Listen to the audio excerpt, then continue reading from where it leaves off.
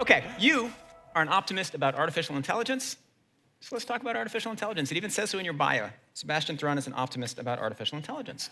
Yeah, you work on the stuff that you're weakest at, right? So I used to work on mapping because I get lost all the time. And then I realized I had this intelligence problem, and I want to fix this. But we live in an amazing age. We are in the middle of a revolution that is stunning, which is we now get to a point where computers can, to our mental capability, what the steam engine has done to our muscles. Just give you a feel for that. Let's go back 500 years, middle of Europe I'm from, and we're not at war. We are all in the fields as farmers, and one farmer can provide for about 4 people. And then the steam engine gets invented and other technology that makes our muscles much stronger. Today, a farmer can easily provide for 200 people, and it frees us up. We invent new jobs. We're learning how to read and write. We become scientists, TV anchors, software engineers, all these wonderful jobs that didn't exist before, and the number of invention explodes. Now, we've never really reached the same for the human brain, but we're now at a point where AI can do the same to the human brain that we did with the steam engine to our muscles in one very specific way. We have now AI systems that can observe people watching extremely highly repetitive tasks, learn the patterns, and do as well or better than people. We don't have any kind of universal, human enslaving AI, but we have this very specialized AI. Why is it so significant? It's significant because 75% of us work in offices doing stupid, repetitive tasks day in, day out, like our accountants, our doctors, our lawyers, our car drivers. We all do repetitive things. And when these repetitive things are done by machines, I just foresee an amazing explosion of even more creativity in humanity.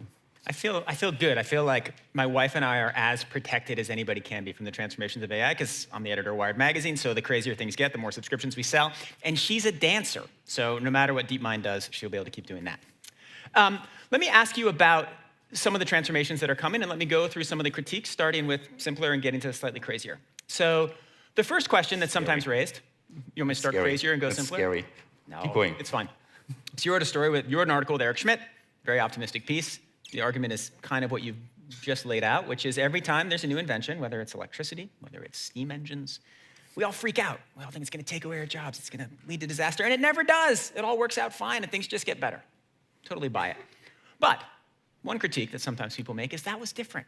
That was about our muscles. That was about simple tasks. Now we're moving to a point where they're replacing cognitive tasks, where they can do complex thinking in a way we can't do. Doesn't that create some kind of a threat? Boy, I mean, there's the pessimists in the world, and luckily they've been proven wrong over and over again. Maybe at some point they're right, who knows? See it this way. But just picture, again, the same debate, Wired magazine in the Middle Ages. We are sitting around a little campfire without running toilets. It smells really badly. And we're talking about how this steam machine we see somewhere over there will replace jobs. We didn't have the imagination to understand what happens next, right? So we were so pro-steam train back then. When we free people of burden of having to do the same field work day in, day out, what are they going to do? Well, they're learning how to read and write. They start schools. They invent childhood. And all of a sudden, you have a completely different informed base. I'm surrounded with people, from my family to my friends and colleagues, who are massively more creative than they're afforded to do in their job. When I sit with anybody, say over dinner, over a beer, and we start dreaming things, we can create amazing things. We can imagine that we're going to cure cancer, live twice as long, maybe find a solution to cold or hot fusion. And we deserve to try these things out. And one of the reasons why we tend not to do this is because we go to work and we are a pilot, we are a car driver, we are a lawyer.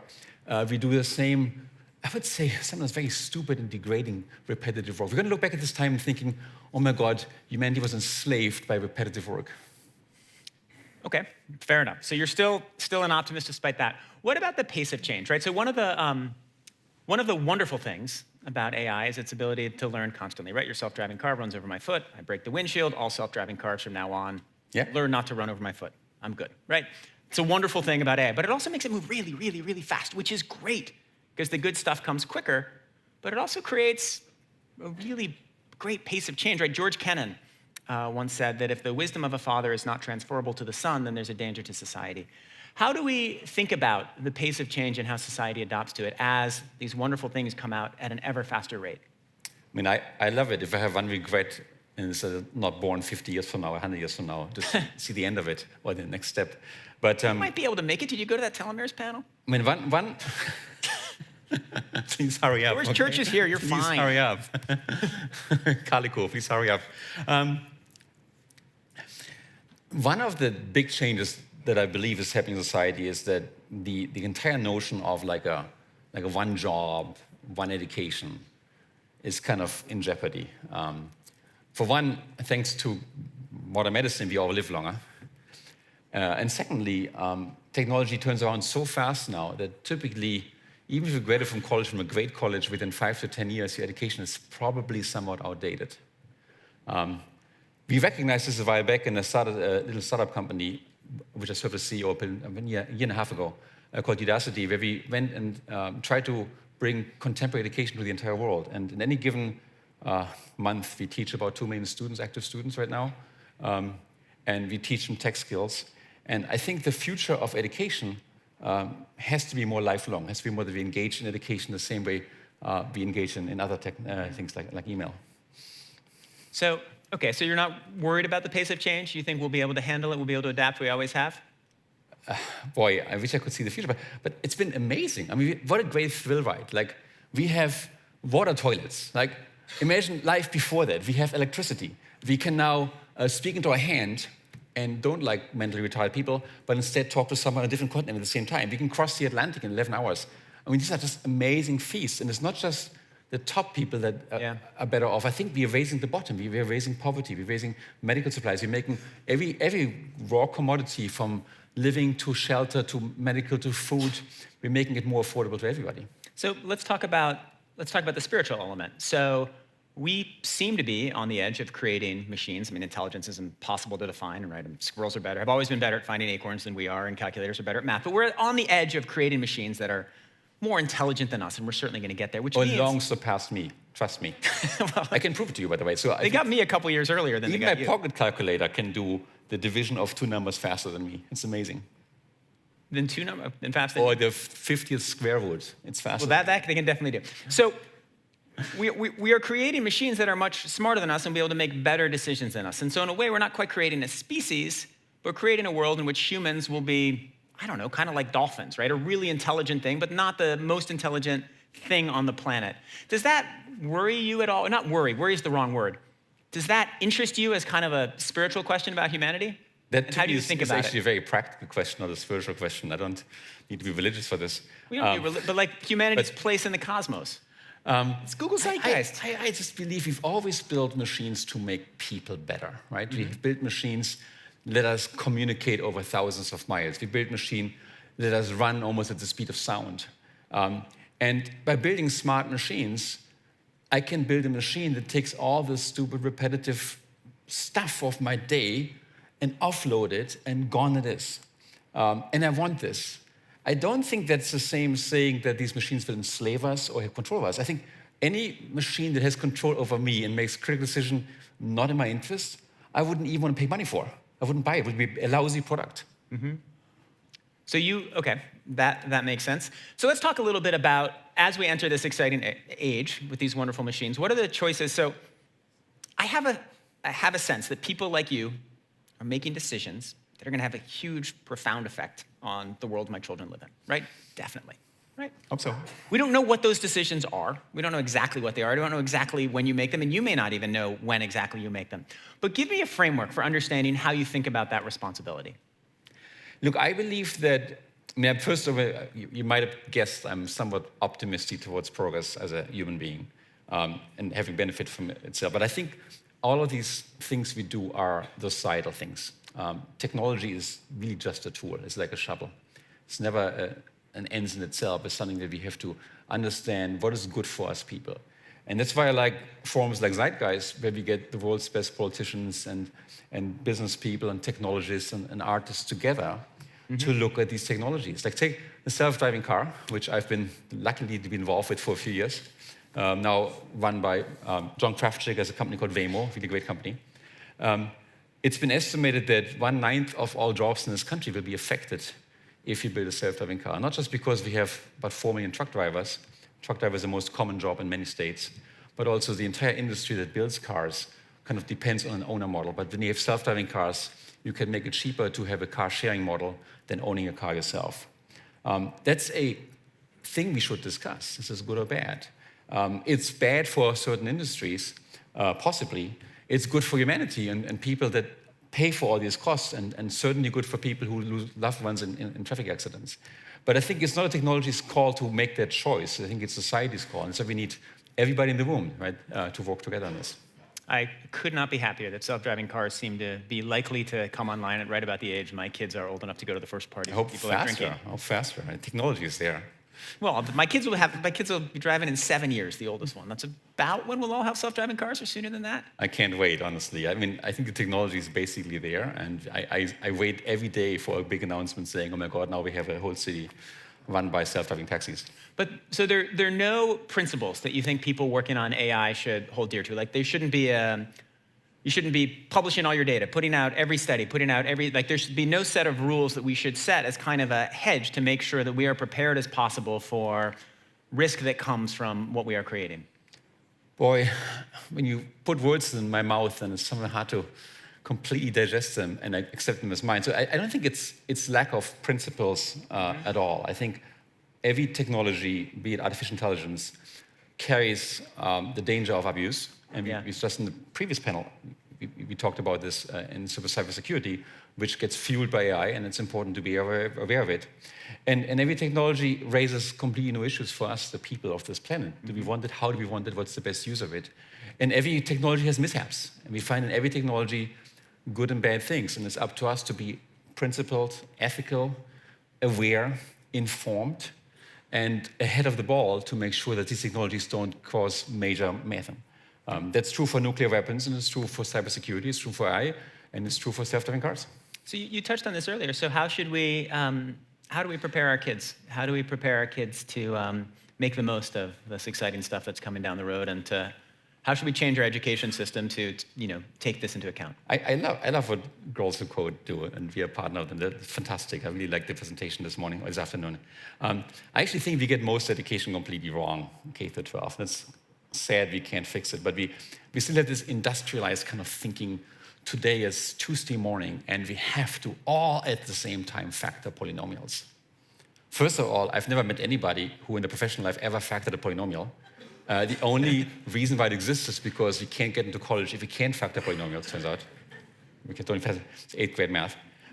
But secondly, like, why on earth do we have to all do the same? Like, why? Imagine this room full of all of us having exactly the same job at the same age and doing exactly the thing every single day. That would be so sad. And somehow we haven't been able to bring this to schools. This is this amazingly, I want to say, retarded system that we put ourselves in. And it's so sad to see that, I mean, our own kids, we expose them to the system, almost unable to change it. Whereas we all know, if you have curiosity, if you build projects, if you explore, if you develop grit, if you're socially, emotionally intelligent, you're much more successful, much more interesting than if you factor polynomials really fast. So we should have a variety of educational systems. We should have a whole set of choices. We should not track everyone the same way. I think we should experiment. I think we should experiment. We should play. So I can tell you at Udacity, where we do online education around the world, we run dozens of data science experiments every single day. Like, how do we intervene? Who do we intervene? How do we recruit this person? How do we best present this answer over here? And it's all driven in data. So we're a massive data science machine. We teach data science and we apply it. And what we find is often completely surprising, how people learn best. I think we should just open the floodgates to experimentation. We should try to create 100 completely different schools and see what happens. My son goes to a school created by a person whom I absolutely adore, Sal Khan of Khan Academy fame. And they do a completely different system. The kids are grouped not by age, but by emotional maturity. If I was in the school, I was still in first grade, of course. And it's great to see how emotional maturity is a much better predictor of what they can do as a team than individual age limits. So let's talk about, a few minutes left, let's talk about politics for a second, since that's been one of the things that's come up a bunch, and one of our mutual friends has written an essay about this. You can imagine a world, not a year from now, but several decades from now, where you can have an AI system that can make political decisions, right? Where you could take all of the data we have on healthcare and devise a better healthcare system, where you could take all of the data on, I don't know, ISIS's movements and develop a better strategy for the Defense Department. Will we get there, and should we get there?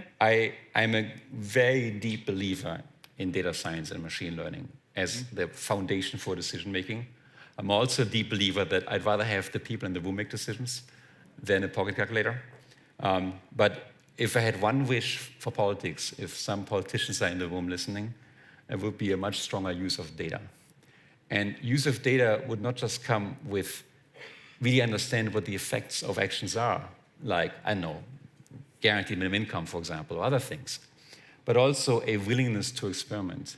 If I ask one thing that I've learned as a German, coming from a relatively boneheaded, rule-following country, from a family that was very religious, where you would go to heaven if you follow all the rules, and then to Silicon Valley, where we break all the rules, is that the mantra that we have is we're willing to try everything. We're willing to try and make every mistake exactly once. Okay? So as a result, when I look at my corporate choices in building Udacity and more recently Kitty Hawk, I've made a huge number of mistakes. But I hope that all the people around me are willing and smart enough to learn from those mistakes and help me make a better decision. If we did this as government, I think we could be improving so much faster than we are improving today. So if the government were to do that, one of the topics that gets discussed all the time right now is AI and bias, right? So for example, if you train an AI system to do criminal sentencing, well, the data has some racial biases built into it. You have to correct for that. There was a guy who built an AI for analyzing restaurant reviews. All the Mexican restaurants were doing badly. Why is that? Well, it turned out that in the data, the word Mexican was associated with the word illegal. So there's a problem with the data set. It's a little hard to figure out. How do we make sure that as we build these fantastical systems, or as we even build them for politics, that we're using the right data and there isn't bias baked in that we don't want? Yeah, that's a really, really, really great question, and it doesn't have a simple answer. Any serious data scientist who wants to affect the world in a positive way, or business in the right way, will iterate. And every first data collection is always wrong. I've learned this the hard way. And then the second one, you collect data differently, and it's still somewhat wrong. And then the third time you collect data, you might be able to draw one inference, but not the other. Like, so, for example, not all people with yellow fingers have cancer, but lung cancer, or yellow fingers don't cause lung cancer, but yellow fingers co-occur with cigarette smoking, and that co-occurs with lung cancer. There's a lot of detailed work about correlation versus causation, about overfitting, about inherent biases. And that's, I think, where really good data scientists come in, that really look at the data and say, look, this could be a bias, this could be a misinterpreted thing, this could be a lack of a test set or a comparison set. And good data scientists, in my opinion, hopefully make the world better. What I really commiserate is the lack of, and in certain areas, the lack of interest in even looking at data. In education, for example, I yet have to find a single university is willing to study data on teaching to make teaching better, or a single high school that studies data to make teaching better, or in politics, national level, I see relatively little use of data compared to what's, in my opinion, possible. So I study data, and the data input I'm getting is that there's 0 seconds left. So I would like to ask you one last quick thing. What is the last holy shit moment you had in AI, where somebody did something you were like, oh my God, that's incredible? Well, this spring, I had a few students at Stanford that looked into detecting skin cancer, and Eric Schmidt kindly mentioned it this morning. And we trained a neural network, Google's wonderful neural network, to find or discriminate between melanoma and carcinomas and benign skin patches. And the results are pretty good, so we got our first dermatologist. We compared with him, and we beat him by like 20%. A Stanford board, $500,000 a year dermatologist. And then eventually we collected 21 dermatologists and compared them, and we beat pretty much all of those. So we now have basically an iPhone that is better than your dermatologist. And there was a moment where I said, man, so far I thought about AI as replacing like the bottom layer of society, like the stack packers and, I don't know, the sales agent and the car drivers. But even people that make $450,000 a year average could conceivably at least be assisted with AI, and then we could make them more powerful. So you don't need to wear sunblock on your hike up Echo Canyon tomorrow, because you'll just be able to diagnose it yourself on your phone. Thank you, Sebastian. That was fantastic.